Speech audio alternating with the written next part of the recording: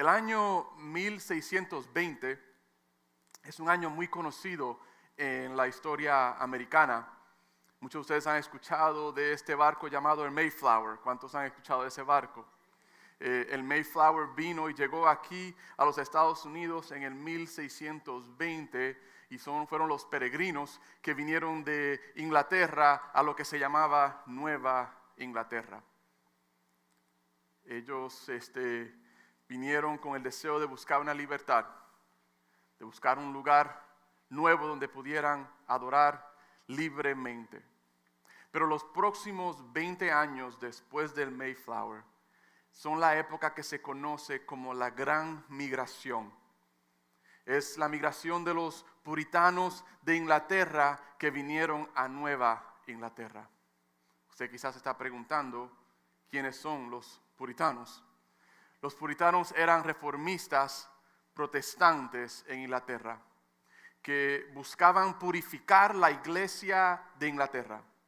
Pero la iglesia de Inglaterra, de acuerdo a ellos, no se había reformado completamente, sino que pensaban que la iglesia de Inglaterra se había reformado parcialmente. Y ellos deseaban purificar la iglesia de Inglaterra. Y de ahí viene el término puritanos. Muchos vieron la oportunidad, viendo el Mayflower entrar al Nuevo Mundo, vieron la oportunidad de poder migrar a esta nueva tierra. Aquí en la pantalla van a ver dos personajes. A su mano izquierda está lo que conocemos como John Winthrop. Y John Winthrop era un abogado puritano, un líder de la migración puritana al Nuevo Mundo. Él coordinó lo que se conoce como la Flota Winthrop. Esto fue en el año 1630. 11 barcos salieron de Inglaterra hacia el Nuevo Mundo con aproximadamente 800 pasajeros. Y en realidad iban de camino a lo que se conoce como la Bahía de Massachusetts. ¿Sabe qué ciudad se encuentra en esa área? La ciudad de Boston. Y salieron desde Inglaterra a la Nueva Inglaterra bajo la coordinación de John Winthrop.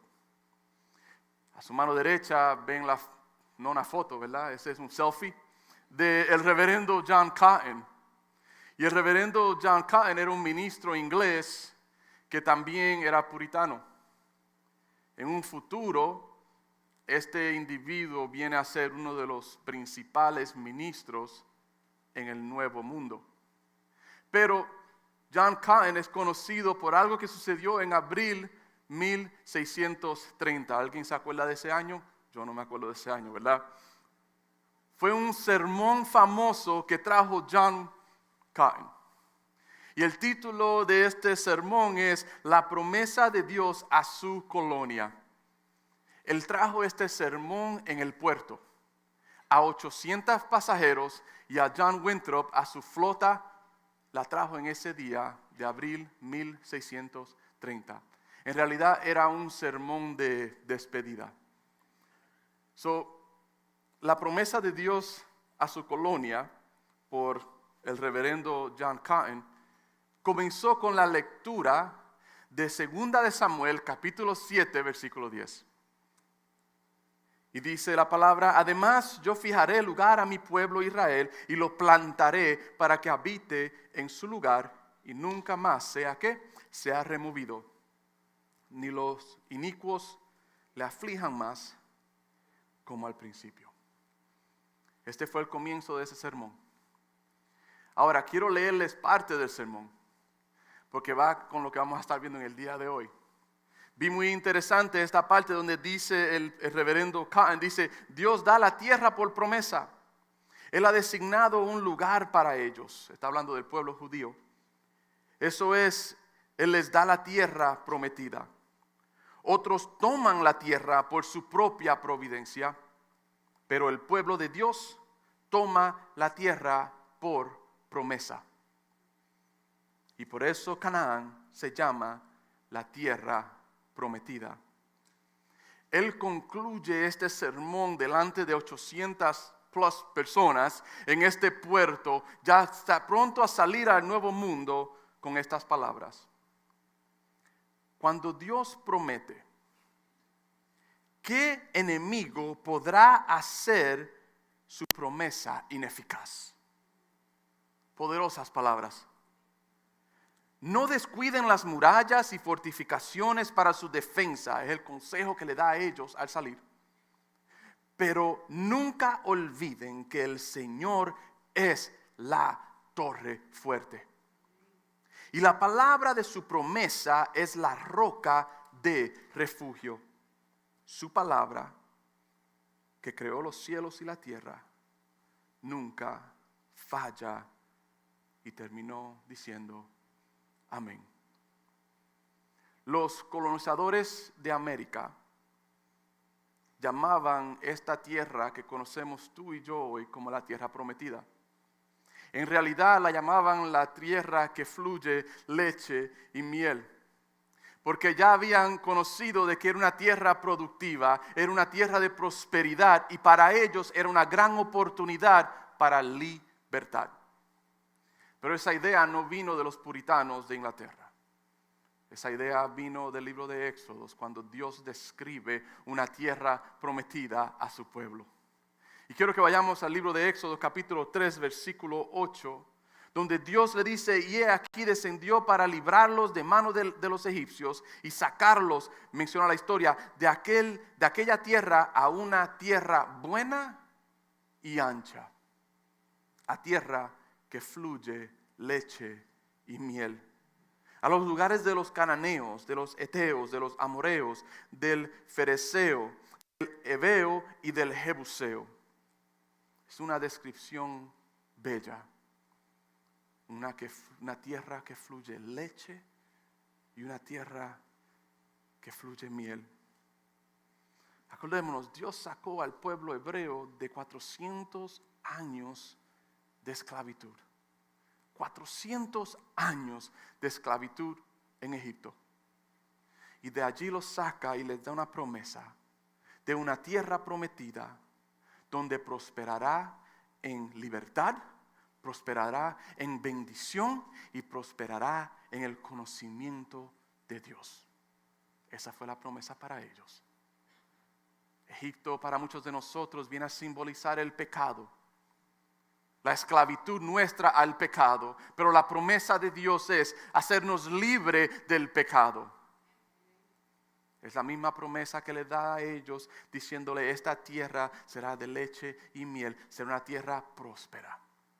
No está hablando de dinero y posesiones, sino la verdadera prosperidad del hombre está en la libertad del pecado, está en la bendición de Dios y está en el conocimiento de Dios.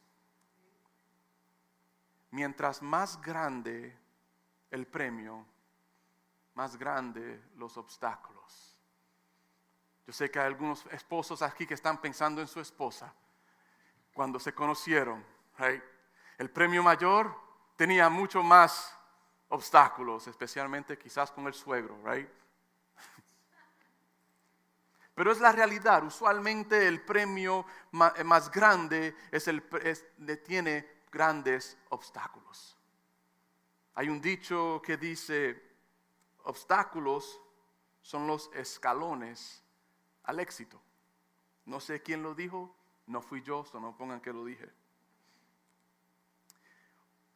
La semana pasada vimos Josué, están en el otro lado del Jordán. Right, hay que cruzar el Jordán, mandan unos espías, hablamos de Rahab, hablamos de Jericó.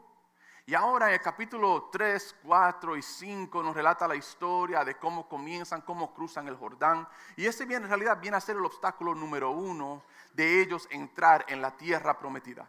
Obviamente sabemos que de la salida de Egipto hubieron otros obstáculos, pero me estoy concentrando solamente en lo que estamos hablando en el libro de Josué. Ahora cruzan el Jordán, y léalo usted en su casa, cruzan el Jordán en seco. Increíble milagro, se aguantan las aguas, ellos cruzan en seco. Ahora están en el otro lado del Jordán, preparados para entrar a la tierra prometida, pero cae delante de ellos una ciudad. Y esta ciudad se conoce como la ciudad de Jericó.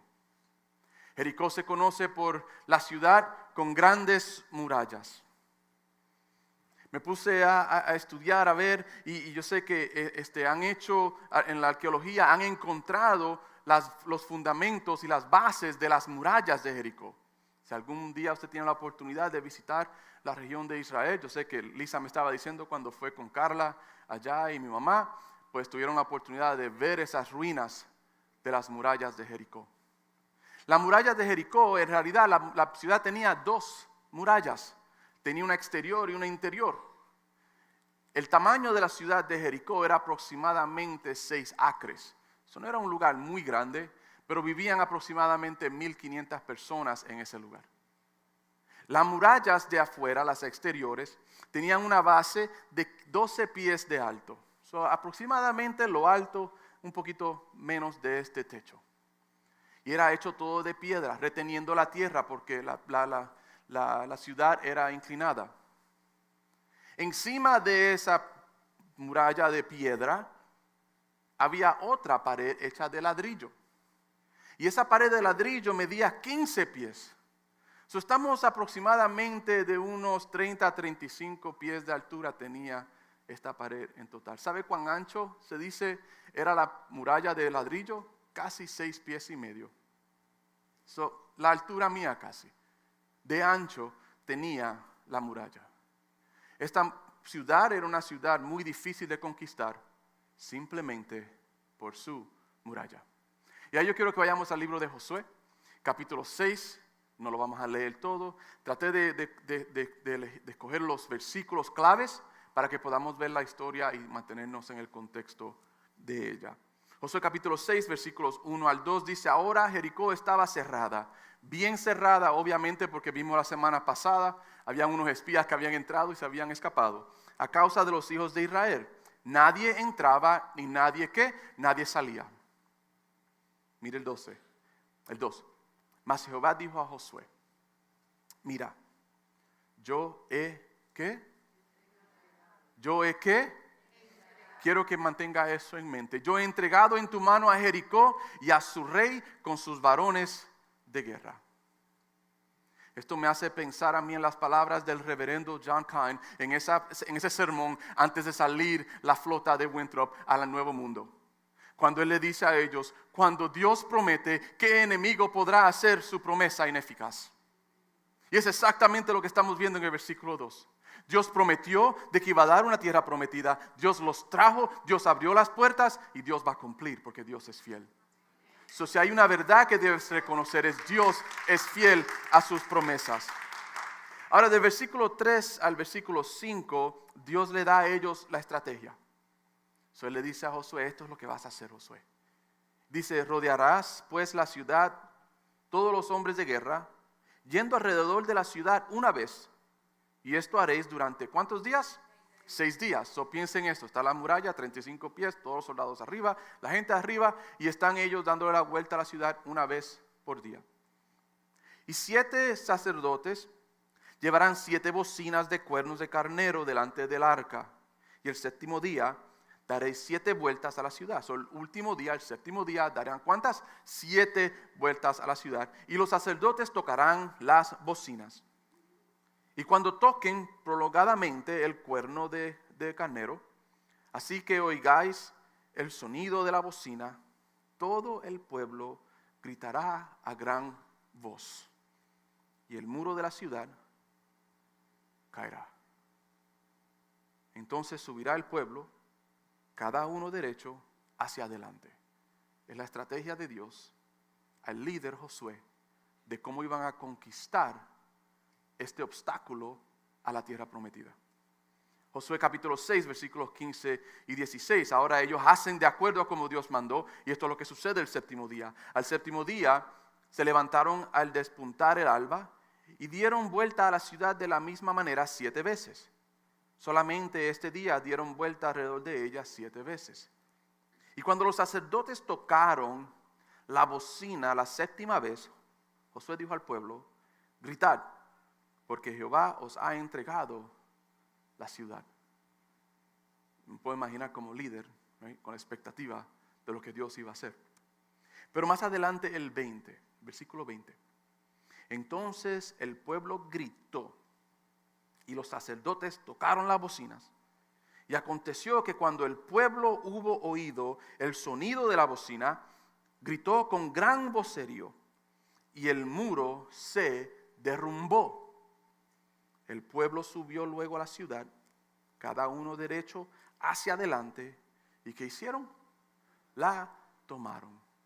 ¿Sabe que los arqueólogos que han encontrado las ruinas de Jericó encontraron algo muy interesante?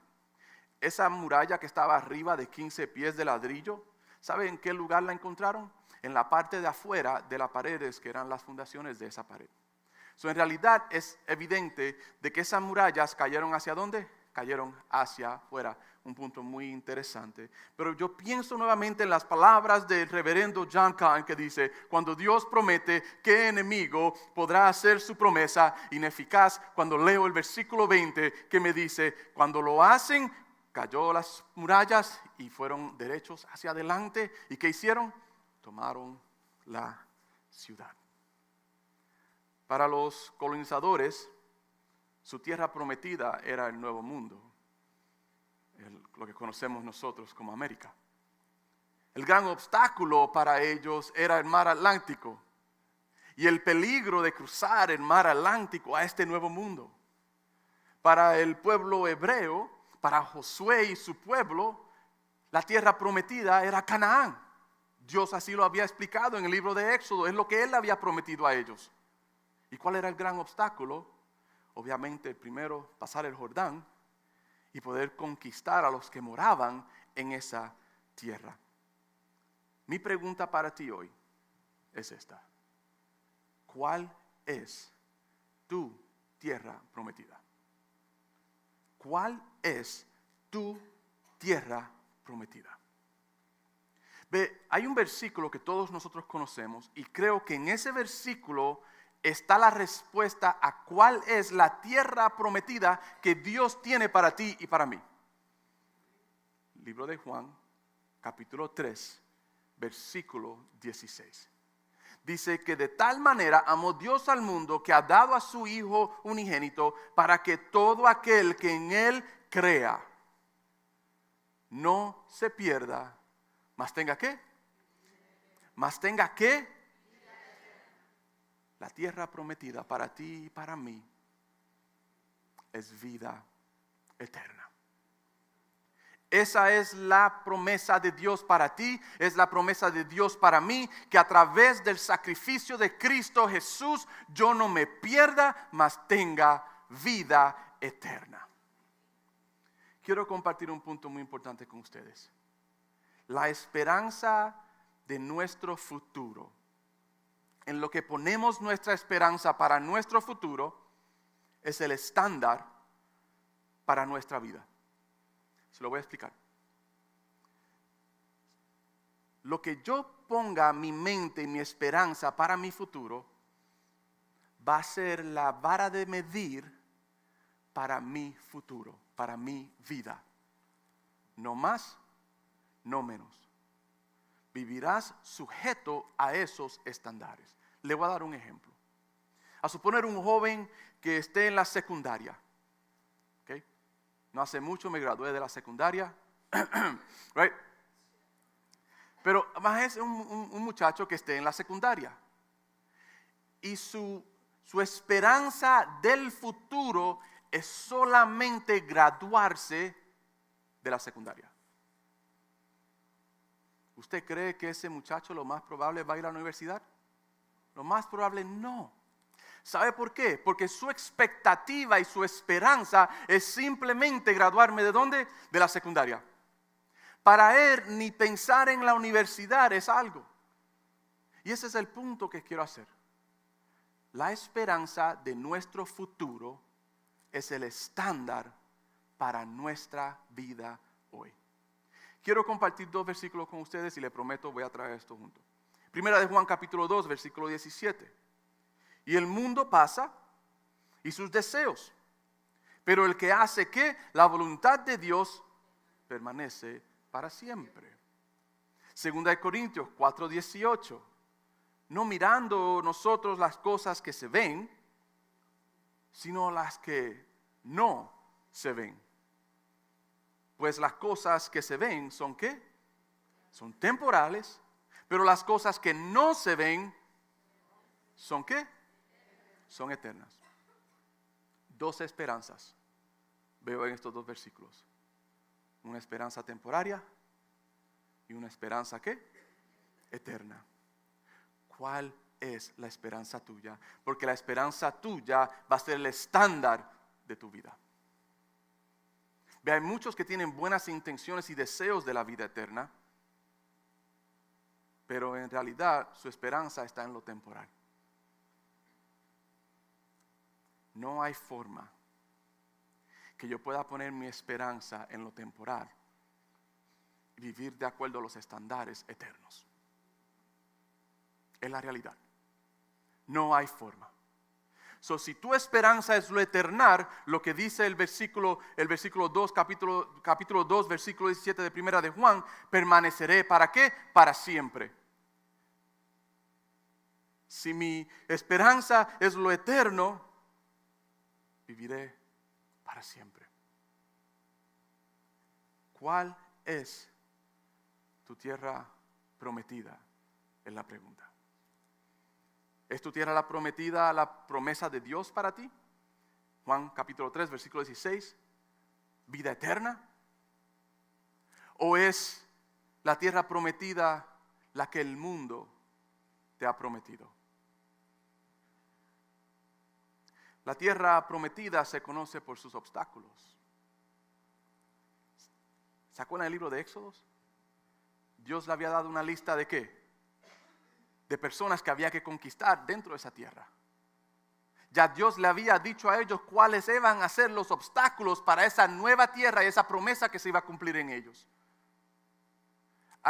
Si ellos hubiesen entrado y cruzado un río y hubiesen visto, bueno, este no es el Jordán, este es el Paseic, right? Y de momento hubiesen visto no los amorreos y los cananeos, sino que hubiesen visto los dominicanos, los puertorriqueños y los peruanos, hubiese algo mal. Definitivamente no estuviesen en la tierra prometida. El obstáculo determina y nos muestra y nos da a conocer cuál es la tierra que vamos en rumbo. ¿Entienden el punto que estoy haciendo, hermanos? La tierra prometida del mundo te va a dar ciertos obstáculos. La tierra prometida de Dios, Juan 3:16, la vida eterna, te va a dar ciertos obstáculos. Y yo quiero que en esta mañana tú analices cuáles son los obstáculos en tu vida. Porque de acuerdo a los obstáculos de tu vida, muestra en qué camino estás yendo. Ve, los obstáculos hacia la tierra prometida del mundo son estos. ¿Seré aceptado? ¿Seré aceptado por el hombre? O quizás también sea la falta de dinero y la preocupación por el dinero. O también otro obstáculo en tu vida puede ser el temor de no alcanzar mi meta y de no alcanzar mis planes que ya yo he establecido. O quizás sea la soledad. El pensar de que el resto de mi vida voy a estar solo y no tengo un cónyuge con quien poder compartir mi vida. O quizás sea la falta de posesiones. Me hace falta más cosas porque lo que tengo no es suficiente. O quizás el obstáculo en tu vida es tu estatus social. Si tus obstáculos se ven como estos, que en realidad son cosas temporarias, el camino que has tomado es hacia la tierra prometida que el mundo te ha ofrecido. Ahora, si vas de camino a la tierra prometida que Dios nos ha ofrecido y nos ha prometido, Juan 3:16, estos van a ser tus obstáculos. Estoy estancado en mi pasado. Deseo ser una nueva criatura. He ignorado a Cristo, he ignorado el Evangelio. Todavía soy esclavo de mis pasiones. He rechazado la autoridad de Dios sobre mi vida. Tengo falta de convicción, tengo falta de compromiso. Tengo falta de fe, tengo falta de obediencia y sigo persistiendo de vivir en el pecado.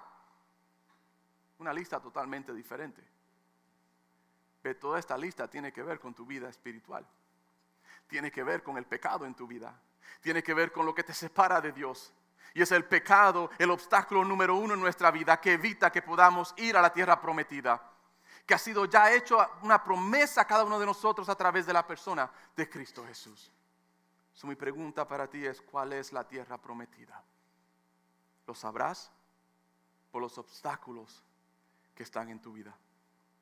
Mateo capítulo 7, versículos 13 y 14. Voy a entrar en esto bien breve y entro ya casi para concluir. Dice Mateo 7, 13 al 14. Entrad por la puerta estrecha, porque ancha es la puerta y espacioso el camino que lleva ¿a qué? Qué conveniente, ¿verdad? Lo que nos lleva a perdición, y la palabra en contexto perdición es destrucción. Lo que me lleva a destrucción es un camino ¿qué?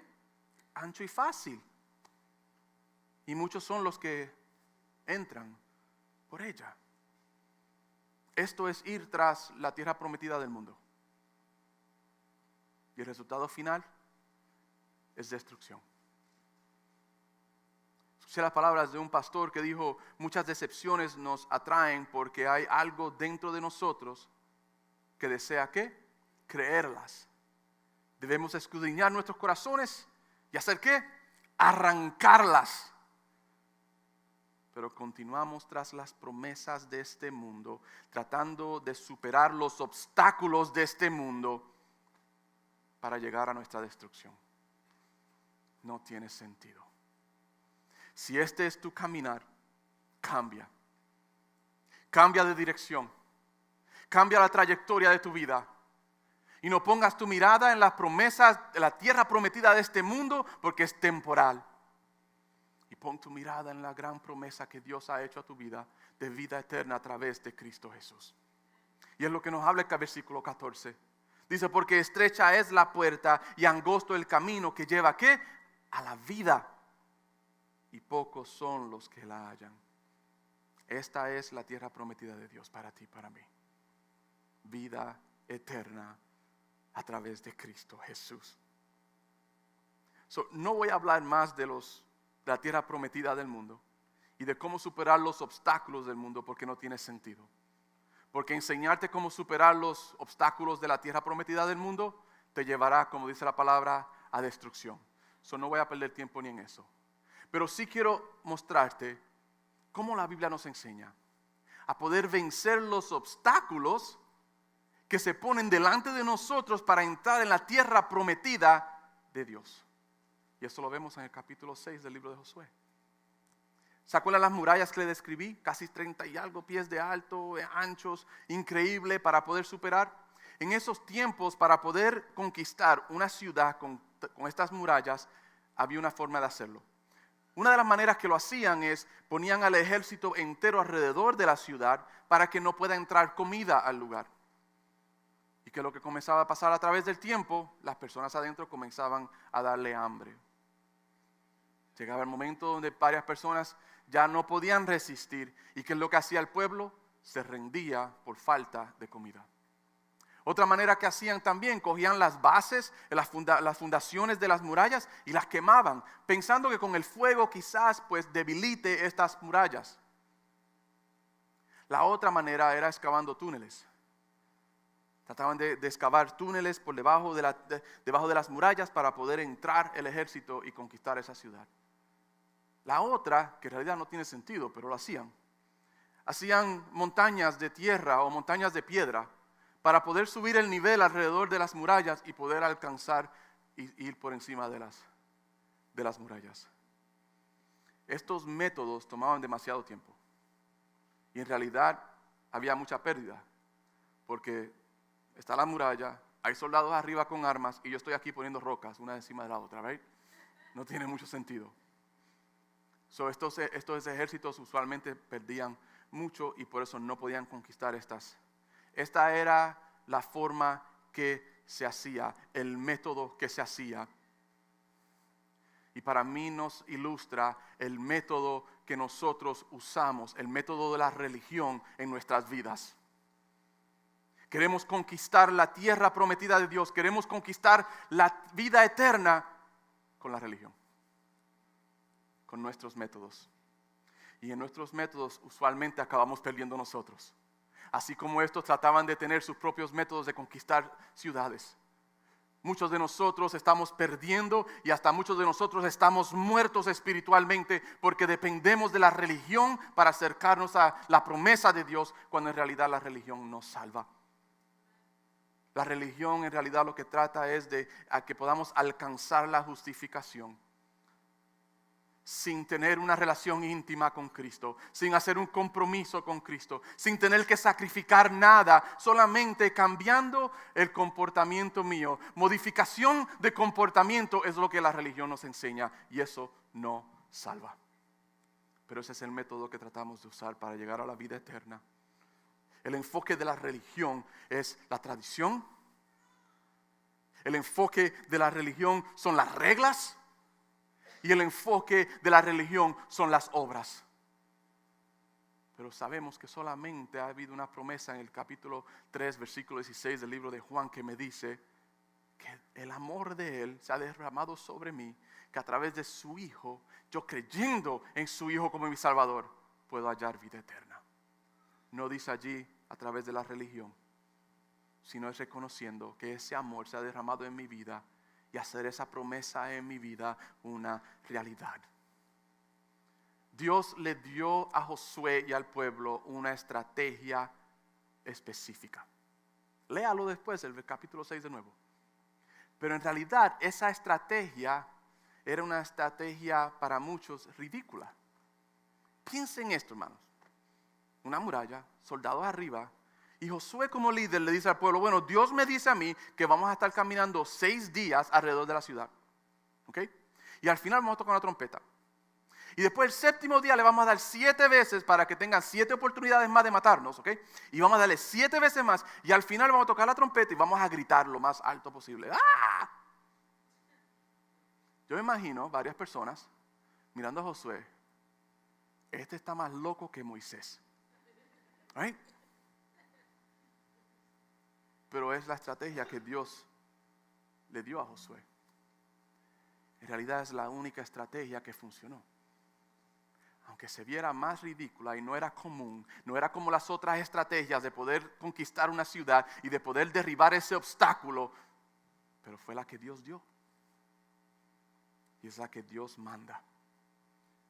Que derrumbó las murallas de Jericó.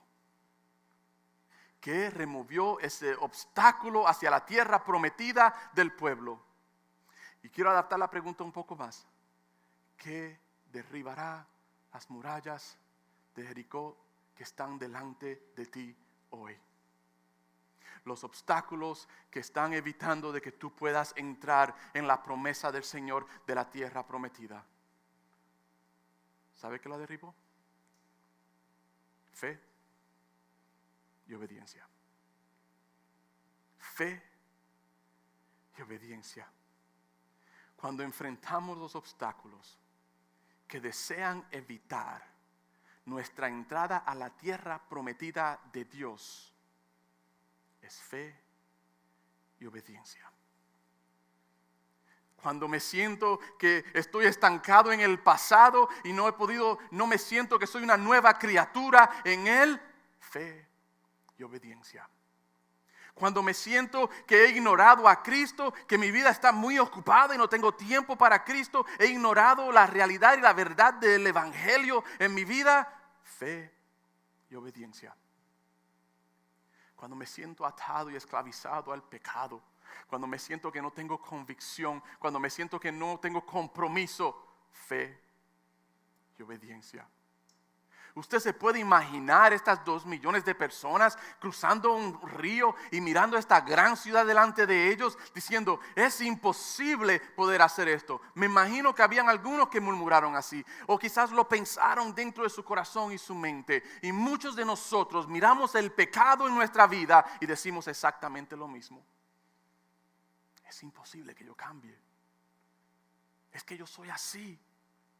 No hay manera que eso pueda cambiar en mi vida. Y estoy aquí para decirte hoy que ya Él prometió. Los obstáculos van a estar. Él no le dijo a ellos, cuando entren allí, las puertas van a estar abiertas y lo van a tomar todo. El paraíso va a estar listo para ustedes. No, Él les advirtió. Van a estar los cananeos, van a estar estos, los heteos, todos ellos van a estar esperándolos a ustedes para ser conquistados. Pero yo he entregado esa tierra para ustedes. La misma promesa que tú y yo hemos recibido en el libro de Juan, capítulo 3, versículo 16, que de tal manera nos amó Él a nosotros, que ha dado a su Hijo unigénito, para que todo aquel que en Él crea. Es simple, hermanos. Hemos deseado complicar el evangelio, pero el evangelio es simple porque tú y yo somos simples. Creer en ese amor y creer en una tierra prometida que Él nos ha preparado. Vida eterna. Pero cuán enfocados estamos en la tierra prometida del mundo. Cuán enfocados estamos en los obstáculos que evitan esa tierra prometida que el mundo nos ha ofrecido. Es tiempo que analices y te preguntes hoy, ¿cuál es tu tierra prometida? Los obstáculos en los cuales te estás concentrando es la señal en la dirección que estás tomando. Debemos aprender de la victoria de Jericó. Que la promesa de Dios, ningún enemigo las puede hacer ineficaz. Debemos aprender de Jericó, que cuando vivimos vidas llenas, dirigidas, sometidas al Santo Espíritu de Dios, podemos superar estos obstáculos en nuestra vida. Dice la palabra en el libro de Filipenses que todo lo puedo en Cristo que me fortalece. Eso no es un dicho para aquellos de ustedes que van al gym, no lo es. Todo lo puedo en Cristo que me fortalece. Pablo está hablando directamente de nuestra debilidad en el pecado, pero a través de la promesa de Cristo Jesús, vida eterna a través de él, yo puedo decir todo lo puedo en Cristo que me fortalece. El obstáculo del pecado que quiere ponerse delante de mí, yo sé que lo puedo superar. Cuando me siento débil, yo sé que puedo superar. Cuando me siento apagado y distanciado de él, yo sí puedo superar. Si me mantengo a la estrategia de Dios. Y la estrategia de Dios es fe y obediencia. Y tercero, podemos aprender de la victoria de Jericó. Que vencemos, como dije, viviendo vidas de fe y obediencia sometidas a Él. Pensando, ¿verdad?, cómo poder concluir esta enseñanza hoy. El Señor me lleva a un salmo. El Salmo 119 se lo voy a leer todo entero hoy. No es ese. Salmo 37, muchos de ustedes se le abrieron los ojos. Y los que se estaban durmiendo, se le abrieron los ojos mucho más todavía. Salmo 37, versículo 5. Y ya con esto termino, les prometo. Salmo 37, 5. Ponga atención. Dice la palabra: encomienda a Jehová tu camino. Pero quiero hacerte una pregunta. ¿Qué camino es el tuyo? Dice, encomienda a Jehová tu camino. Y confía en Él y Él hará. Si usted puso atención anteriormente, y espero que lo haya hecho, mencioné qué es la prosperidad del hombre. La prosperidad del hombre es libertad del pecado, la bendición de Dios sobre mi vida y el conocimiento de Él. Es lo único que va a llenar mi corazón. Todo lo demás que el mundo me ofrece me va a fracasar. Y muchos aquí ya hemos experimentado eso, ¿no es así? Pero también hemos experimentado la tierra prometida, hemos visto la tierra prometida, hemos visto los obstáculos y hemos podido conquistar los obstáculos porque hemos sido fieles y hemos sido obedientes. Eso no importa lo que el mundo te diga y no importa lo que tú mismo te digas en el espejo. La promesa de Dios, no hay ningún enemigo que la pueda hacer ineficaz. Él ha hecho una promesa a ti. Simplemente créeme. Créeme. Y tendrás vida eterna. Créeme. ¿Qué es créeme? Por eso quise terminar con Salmo 37:5. Porque creo que este versículo nos da la definición de lo que está implicando el libro de Juan 3:16. Encomienda a Jehová tu camino. El que cree, encomienda todo a Él. El que cree, se compromete con Él. El que cree, se somete a Él. Y después dice, y confía en Él. Confiar es el que tiene fe. Y cuando tenemos fe, hay algo que sucede junto con fe, no sé, pero es algo que la Biblia nos enseña que sucede con la fe y es actos de ¿qué? Obediencia. La fe es acompañada por la obediencia. La fe habla de nuestra obediencia y nuestra obediencia habla de nuestra fe. Encomienda a Jehová tu camino y confía en Él. Y me encanta el final. ¿Y Él qué? Él hará. ¿No le había dicho Jehová a Josué que esas murallas se iban a derrumbar? Hasta los arqueólogos han visto la evidencia de esa promesa hecha una realidad. Quizás tú estás mirando delante de ti y digas, yo no soy lo bueno suficiente, yo sigo fracasando, yo sigo viviendo en mi vida de pecado, estoy esclavizado en el pecado, no puedo hacer un compromiso con Él, yo no sé qué es lo que está sucediendo, pero me siento que me estoy ahogando. Porque estás mirando los obstáculos, pero estás dudando en que la promesa de Dios, ningún enemigo, ningún obstáculo la puede ser ineficaz. Pero requiere algo de tu parte, así como el libro de Josué capítulo 6 nos ha enseñado.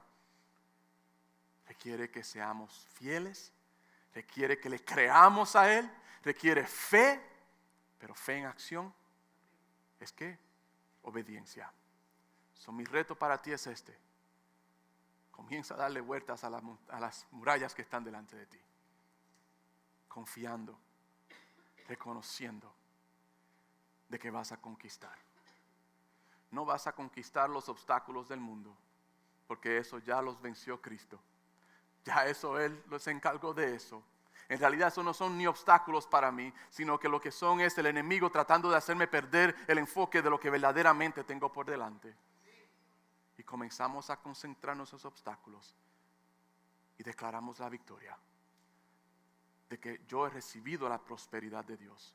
Y no es que mi cuenta de banco tenga más dinero, sino la prosperidad que he hallado yo en Cristo Jesús ha sido libertad de culpa, de pecado en mi vida, la bendición de Dios sobre mi vida y el privilegio y el honor de poder conocerlo a Él.